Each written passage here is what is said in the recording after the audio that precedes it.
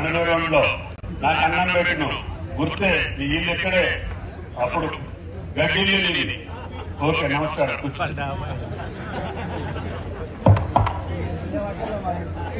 గౌరవనీయులు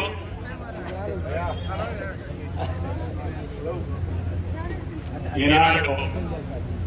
పూజ్యులు తెలుగు జాతికి గర్వించదగ్గటువంటి వ్యక్తి, ప్రపంచానికి తెలుగు జాతిని పరిచయం చేసినటువంటి మహానుభావుడు, కారణజన్ముడు, ఈ జాతి ఉన్నతికి తెలుగు మీద పులకరించిపోయినటువంటి వ్యక్తి, ఆనాటి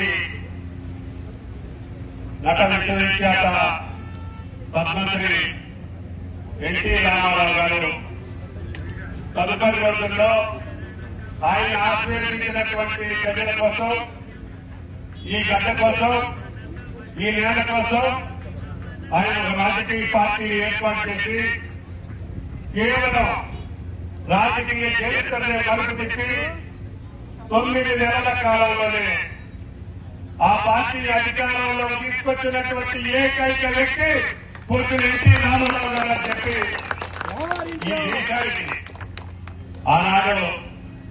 ఈ తెలుగు నేలని ప్రపంచానికి, భారతదేశానికి పరిచయం చేశారు. ఆయన గారి దయ వల్ల, ఆయన గారి చల్లని చూపు వల్ల, ఆయన గారి కరుణ వల్ల మా బోటి సామాన్యులమైనటువంటి మేము, మట్టి తీసుకునేటటువంటి రైతు పుట్టే దిగ్గమైనటువంటి మాకు చట్టసభలకు వెళ్లే అవకాశం కల్పించినటువంటి ఏకైక వ్యక్తి మహానుభావుడు పూజ్యులు ఎన్టీ రామారావు గారు. ఆయన పిలిచి మాకు ఈ అవకాశం ఇచ్చి, తమ్ముడు మనల్ని అన్ని ప్రజలు ఇంత పెద్ద భారం పెట్టారు, వాళ్ళ అవసరాల కోసం, వాళ్ళ సంక్షేమం కోసం, వాళ్ళ అభివృద్ధి కోసం మన ప్రాణాలను